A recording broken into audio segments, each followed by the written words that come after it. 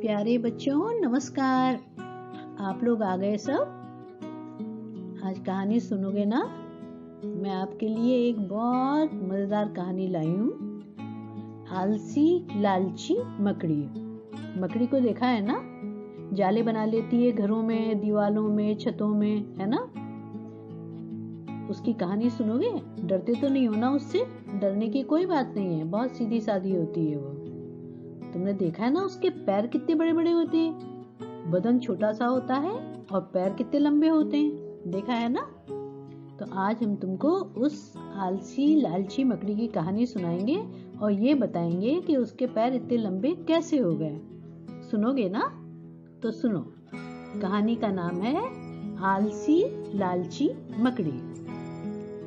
हरे घने एक जंगल में अनेक तरह के जानवर रहते थे। उड़ने वाले पक्षी, घास खाने वाले चौपाए और उनका भी शिकार करने वाले शिकारी जानवर, जैसे शेर, चीता, भालू, भेड़िया। बिलों में रहने वाले छोटे जानवर भी रहते थे और यहाँ तक कि छोटे मोटे कीड़े मकोड़े भी। सभी उस जंगल का हिस्सा थे। जंगल में एक पुराना पेड़ था जिस पर अनेक पंछी जैसे मैना, बया, गौरैया, तोते आदि वो भी रहते थे। उसी पेड़ की टूटी हुई डाल से बने कोटर में अपना जाला बनाकर एक मकड़ी भी रहती थी। उसी पेड़ के आसपास बहुत सारे छोटे छोटे जानवर जैसे गिलहरी, चूहा, छछूंदर, खरगोश, सेही आदि भी जमीन में बिल बना बना कर रहते थे। यह पेड़ के नीचे पड़े हुए पत्थरों से बन गई छोटी छोटी गुफाओं में रहते थे। इन छोटे जानवरों को एक दूसरे से कोई खतरा नहीं था, इसलिए सब अच्छे पड़ोसियों की तरह बड़े प्यार से हिल मिल कर रहते थे। सारे प्राणी बहुत मेहनती थे। सारे दिन अपने अपने खाने की तलाश में हर तरफ जाते, खूब काम करते और शाम को अपने अपने घरों में आकर थक कर सो जाते। पर रविवार के दिन या तीज त्योहार के दिन सब छुट्टी भी मनाते थे। सुबह देर से उठते और अपने जमा किए हुए खाने के सामान से अपने मन पसंद व्यंजन बनाकर छुट्टी का पूरा आनंद उठाते, है ना। तीज त्योहार पे संडे के दिन मम्मी भी बहुत सारी अच्छी अच्छी चीजें बनाती है ना घर में, तुम लोग खाते हो ना। ऐसे ही वो जो रहते थे वहां पे जंगल के छोटे छोटे प्राणी, वो भी संडे को या कोई तीज त्योहार होता था उस दिन खूब मजे से बढ़िया बढ़िया चीजें बना के खाते थे, है ना। तो अब आगे क्या हुआ? उन दिनों मकड़ी की टांगे उसके बदन के अनुपात में आज की तरह इतनी लंबी लंबी नहीं होती थी। तुमने देखा है ना, मकड़ी की टांगे खूब बड़ी बड़ी लंबी लंबी होती है ना। लेकिन ये कहानी मैं तब की सुना रही हूँ जब उसकी टांगे छोटी होती थी। जितना बड़ा उसका शरीर उतनी बड़ी उसकी टांगे।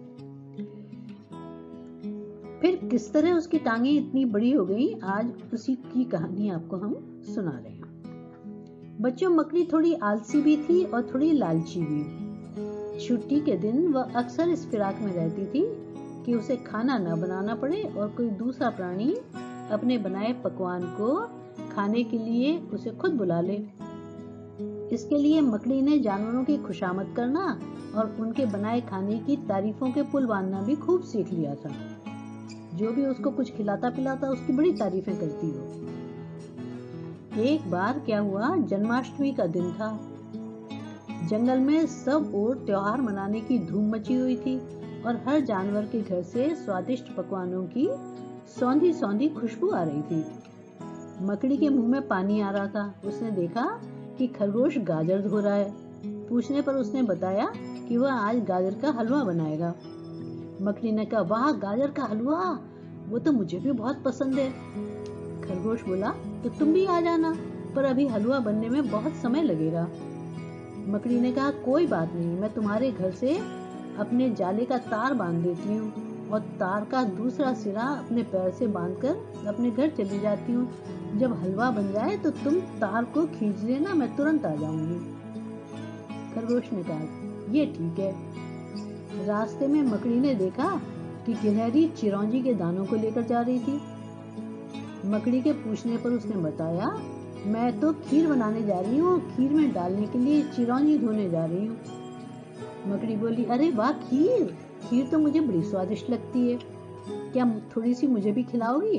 गिलहरी बोली, क्यों नहीं, पर बनने में जरा देर लगेगी। मकड़ी ने उसे भी बताया, मैं तो हर समय तार बनाती ही रहती हूँ। तार का एक सिरा तुम्हारे घर से बांध देती हूँ और दूसरा सिरा अपने पैर से बांधकर घर चली जाती हूँ। जब तुम्हारी खीर बन जाए तो तार हिला देना, मैं आ जाऊंगी। मकड़ी ने कहा, ठीक है।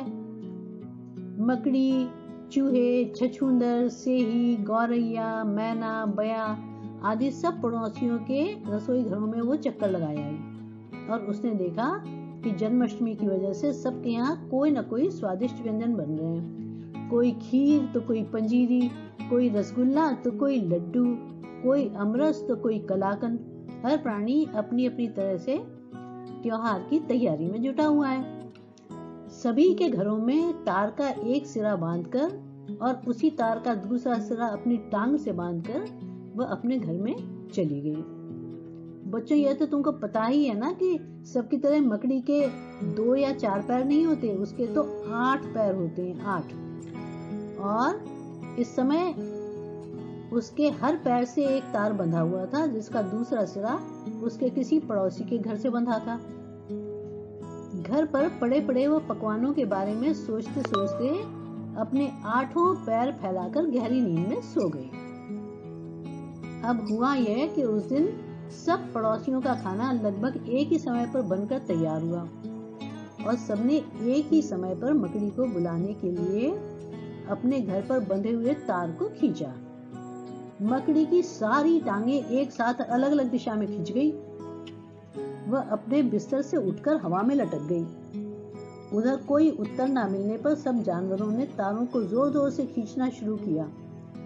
मकड़ी की टांगे खिंचकर खूब लंबी लंबी हो गईं और वो दर्द से चिल्लाने लगी। अधिक खींचने से तार टूट गए और मकड़ी फिर से अपने बिस्तर पर धम से जा गिरी।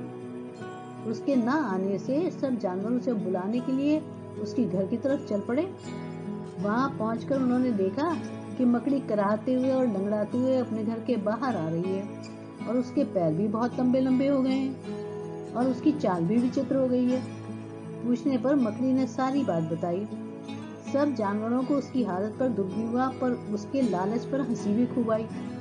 इस बहाने सब जानवर एक जगह इकट्ठा तो हो ही गए थे, तो तय हुआ कि सब अपने अपने पकवान मकड़ी के घर पर ही ले जाएं और मिलकर एक साथ जन्माष्टमी का त्योहार मनाएं और पकवानों का आनंद लें।